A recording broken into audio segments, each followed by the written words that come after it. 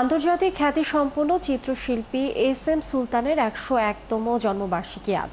সীমিত আয়োজনে নড়াইলে বরেণ্য এই শিল্পীর জন্মবার্ষিকী উদযাপন হবে। দর্শক, এ বিষয়ে আমরা বিস্তারিত জানবো। আমাদের সাথে এই মুহূর্তে সহকর্মী আজিজুল ইসলাম যুক্ত হচ্ছেন। আজিজুল ইসলাম, বরেণ্য এই চিত্রশিল্পীর জন্মবার্ষিকী পালনে কি আয়োজন রয়েছে, আর এবার কি সুলতান পদকের ঘোষণা হয়েছে কিনা একটু জানিয়ে দেবেন। আর এমন সীমিত আয়োজনই বা কেন, জেলা প্রশাসন এ বিষয়ে কি বলছেন?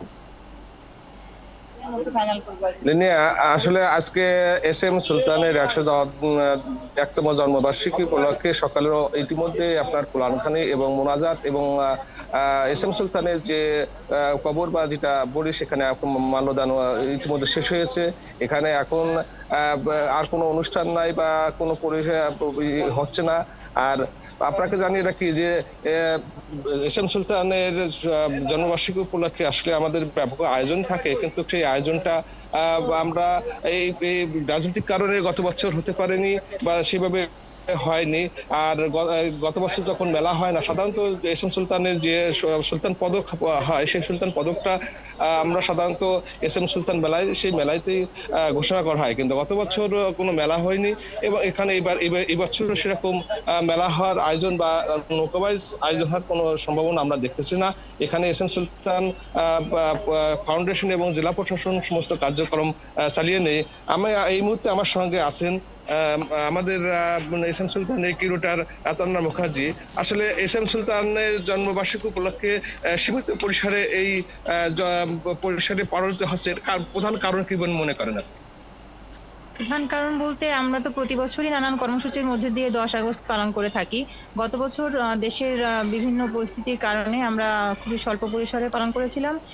এবছরও ঠিক এই ১০ আগস্টে আমাদের সারাদিনব্যাপী কর্মসূচিটি একটু পিছিয়ে গেছে। তার কারণ হচ্ছে সারা মাসব্যাপী জুলাই অভ্যুত্থানের নানান দিবস ছিল এবং মন্ত্রণালয় থেকে সরাসরি আমরা এখনো কোনো নির্দিষ্ট ডেট পাইনি, তবে আশা করছি ইতিমধ্যে পেয়ে যাব। আমরা বাংলাদেশ শিল্পকলা একাডেমিতে একটা সারাদিনব্যাপী কর্মসূচি প্রস্তাব করে রেখেছি। সেটা আমাদের সচিব মহোদয়, আমাদের এখন যিনি ডিজি দায়িত্বে আছেন, স্যার বলেছেন আমাদের এই সপ্তাহে হয়তো একটা নির্দিষ্ট ডেট করে এবং কর্মসূচিটি উনি পাশ করে দিবেন। তখনই আমরা সবাইকে জানাবো যে আমরা এই ১০ আগস্ট উপলক্ষে আগস্টেরই কোনো একটা দিন প্রোগ্রামটি সারাদিন ব্যাপী করব, উদযাপন করব।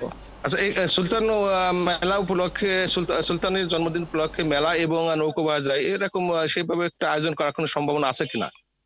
আমরা তো আশা রাখি যে হবে। আর মূলত জেলা প্রশাসন এবং এস এম সুলতান ফাউন্ডেশন, যেটি মানে নড়াইলের স্থানীয় যে বড় অর্গানাইজেশন, যেটি আসলে মূলত দীর্ঘদিন যাবত এস এম সুলতানকে স্থানীয়ভাবে মানে লিনি, আপনি শুনছিলেন যে আসলে রাজনৈতিক কারণ এবং মন্ত্রণালয় থেকে বিভিন্ন এখনো কোনো চিঠি আসেনি, তবে এস এম সুলতানের জন্মদিন উপলক্ষে চিত্রাঙ্গন সহ বিভিন্ন অনুষ্ঠান হবে, সেটা শিল্পকলা একাডেমিতে জানিয়ে দিয়েছে এবং সেখান থেকে অনুমতি পেলেই এখান থেকে শুরু করবে বলে ধারণা করছে। লিনিয়া। আজিজুল ইসলাম, অনেক ধন্যবাদ আপনাকে। দর্শক, চিত্রশিল্পী এস এম সুলতানের ১০১তম জন্মবার্ষিকীর আয়োজন চলছে। এই বিষয়ে নড়াইল থেকে যুক্ত ছিলেন সহকর্মী আজিজুল ইসলাম, আমাদেরকে তিনি জানাচ্ছিলেন বিস্তারিত।